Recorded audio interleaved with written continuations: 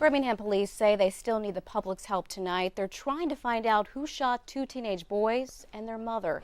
Well, the lights have been removed. AlDOT has been out here for a couple of hours now. Take a look behind me. You can see that they're all down. Well, the crime reduction team used to work with U.S. Marshals here and outside the city, but now the team is strictly focused on Birmingham. Police say the child was taken to Children's of Alabama just as a precaution. Sergeant Johnny Williams says DHR and Family Services detectives are also investigating the case. Well, the good news this morning, no bombs were found at any hospitals following an extensive search. Patients are already back here at Coleman Regional Medical Center. Well, some of the cuts include pulling 2 people off each patrol shift, pulling someone out of criminal investigations, as well as transport services. 2 people are behind bars charged with gunning down 2 teenage twins, Jeremy and Jonathan Berry. One family told me they were even worried they were going to miss their flight because of a lockdown.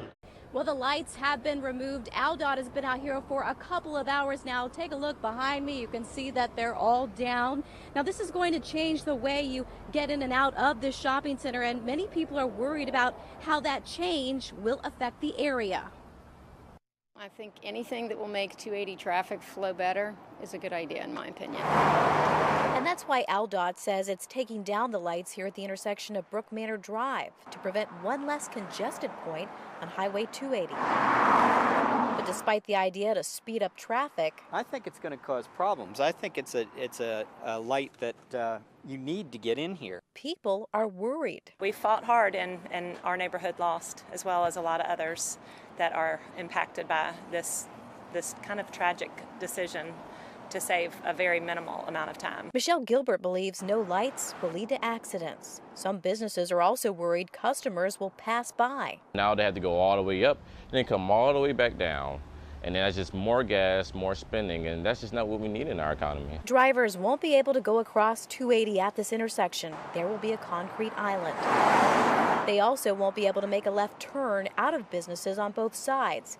AlDOT says the number of cars that make those turns are far less than those who continue on 280. Our council, went on record as being opposed to removing the light, and held public hearings, wrote letters, went to see the governor. But those efforts, fell on deaf ears. Sam Gaston says Mountain Brook Police will be monitoring the area, and the city will reevaluate the situation and consider doing its own traffic study should this change affect other areas in the city. Now, Brian Davis with AlDOT says that traffic lights will also come down at 2 other intersections in late summer, and that includes Resource Center Drive and Grandview Parkway. Now, I'm told that this work will continue until midnight, possibly a few hours after that as well. Reporting live in Mountain Brook, Sherrie Evans, ABC 3340. Thanks, Sherrie. ABC 3340 was the first crew to arrive at Coleman Regional Medical Center, and that's where we find ABC 3340's Sherrie Evans. Sherrie, good morning. What's the latest? Well, the good news this morning, no bombs were found at any hospitals following an extensive search. Patients are already back here at Coleman Regional Medical Center, but it's been a long night for everyone involved. Room by room, hall by hall, trash can by trash can. Coleman Police, Coleman County Sheriff's deputies, and a bomb-sniffing dog paired up with Coleman Regional Medical Center's housekeeping staff to do an extensive search for a potential bomb. Anytime we receive a call like this, any type of a threat, we follow through with procedures. Coleman County EMA Director Phyllis Little says the bomb threat was received by Marshall County around 8 o'clock Sunday night regarding 2 hospitals there, along with Coleman Regional Medical Center. They had the hospital completely evacuated in 68 minutes. Coleman Regional Medical Center employees and 55 patients, including Sarah Hoffman's mother, were sent to Woodland Health Center and the Coleman Civic Center. She was scared to death. I mean, we didn't know what to do. It was terrible. Investigators gave the all clear that the locations were safe around 11 o'clock. But paramedics in Coleman worked into the early morning hours to get patients transferred back to the hospital. We've practiced on this before, so you never think you're prepared for everything, but with all the support and the help that we've got from the other agencies and the surrounding counties, it really fell in place. Someone could lose their life over this. When you're transferring seriously ill people from multiple hospitals, this is deadly serious, and we take it that way. The Coleman police chief says there is a person of interest that other law enforcement agencies would like to talk to. Now, Marshall County authorities have not yet commented on the situation. Reporting live in Coleman, Sherrie Evans, ABC 3340. Thank you, Sherrie. Well, the crime reduction team used to work with U.S. Marshals here and outside the city, but now the team is strictly focused on Birmingham. In fact, they arrested a homicide suspect just yesterday. We're extremely concerned as a police department, and as I look at my people, I see the concern.